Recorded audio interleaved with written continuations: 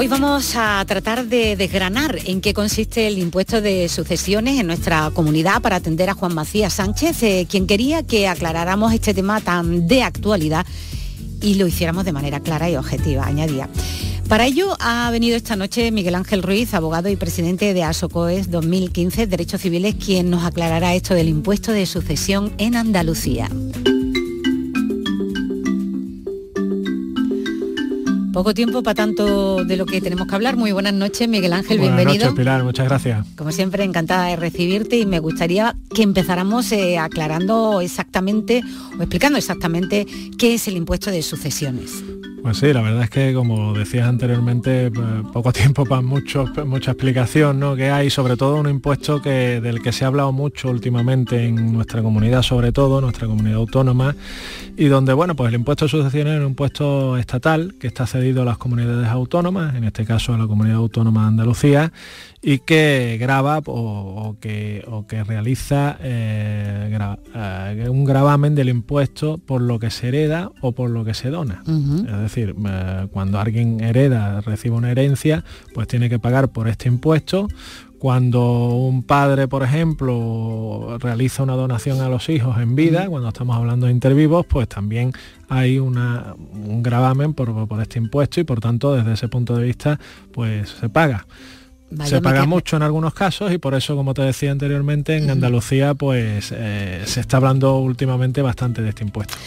Eso es de forma general. En Andalucía, que es donde nos encontramos, ¿cómo se paga este impuesto? Sí, bueno, las voces críticas de este impuesto han señalado pues que en otras comunidades autónomas hay unas reducciones, hay unas ventajas económicas, unas bonificaciones económicas que, por ejemplo, en Andalucía no las hay. En Andalucía las hay parcialmente en algunos casos, pero sí existe un pago del impuesto en Andalucía. Sí es cierto que está bonificado en los primeros 250.000 euros. Quien herede menos de 250.000 euros ¿está exento? Pues está exento del pago del impuesto, pero claro, el problema está, y ahí es donde están las voces críticas con este impuesto, está en quien hereda más de los 250.000 euros, sobre todo cuando estamos hablando de hijos únicos, y donde ahí se plantea el problema y el pago del impuesto bastante gravoso y bastante importante.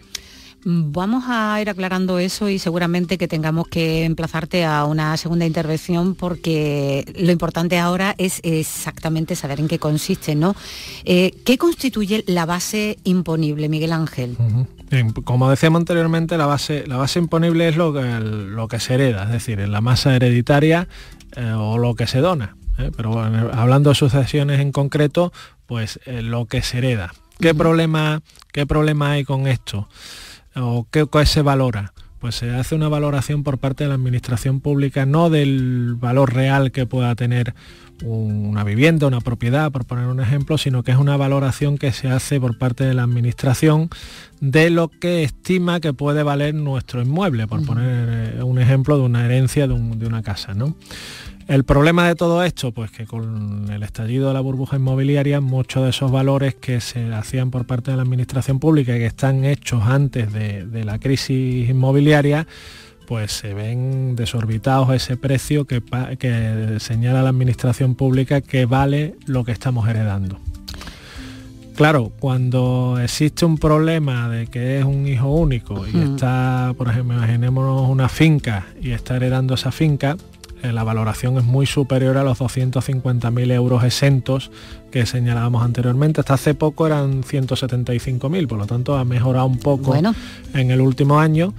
Pero claro, el problema está en que el valor es muy superior. Y entonces, por la diferencia, por lo que hereda además de esos 250.000 euros, pues tiene que abonar ese impuesto de sucesiones. Hay una serie de reducciones, hay una serie de bonificaciones, sobre todo la más importante, la que casi no paga, es quien conviva. Imaginémonos un chaval que está en casa de sus padres y tiene la desgracia porque el padre o la madre fallece, pues hay una reducción ahí importante del 99%, si no recuerdo mal, y por tanto ahí no pagaría impuestos. Pero claro, para la inmensa mayoría de quien hereda, que ha salido hace 2 años de la vivienda de los padres, pues sí le toca pagar cuando, como digo, esa valoración del inmueble o de los bienes hereditarios es muy superior a los 250.000 euros. Y el problema está cuando no hay liquidez, cuando no se deja dinero para pagar ese impuesto, y ahí es donde están los graves problemas. Sigo insistiendo que hablaremos de esas soluciones que puede haber, porque las hay. Dicen que quien hace la ley hace la trampa. Hay algunos trucos. Y esos trucos pues no nos va a dar tiempo, evidentemente, de hablar de ellos. Pero sí vamos a seguir con el desarrollo de lo que es el impuesto de sucesiones. Imagínate que en este caso ese chico o cualquier otra persona le toca pagar ese impuesto. ¿Qué plazo hay para ello? 6 meses desde el fallecimiento. ¿Solamente 6 meses? Solo 6 meses. Hay establecidos una serie de recargos, una serie de intereses de demora para en el supuesto de que se pase ese plazo de 6 meses, pero el plazo inicial del impuesto son esos 6 meses que marca, y por lo tanto no hay que dejarlo. No hay que dejarlo porque los intereses de demora... Pensaba que era más tiempo, en 6 meses... No, 6 meses.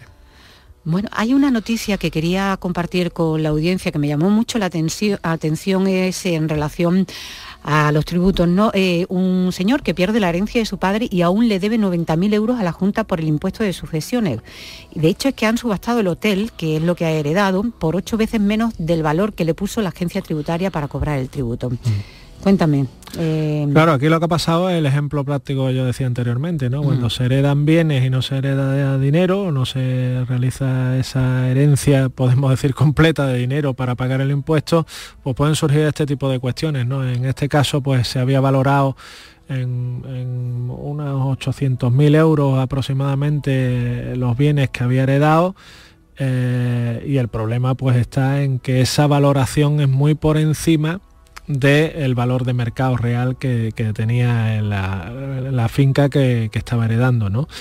De hecho, tan por encima como que se ha subastado por 8 veces menos. Cuando a la administración pública se le debe dinero, salen los bienes a subasta, y se ha adquirido por parte de una empresa para un hotel, parece ser que ha sido por 8 veces menos que lo que se había valorado inicialmente por parte de la administración pública. Ante una situación como esta, la verdad es que uno se siente indefenso. ¿Qué es lo que puede hacer? Porque al final tienes, no solamente pierdes, debe a la Junta, encima tienes que contratar abogados para defender tus derechos.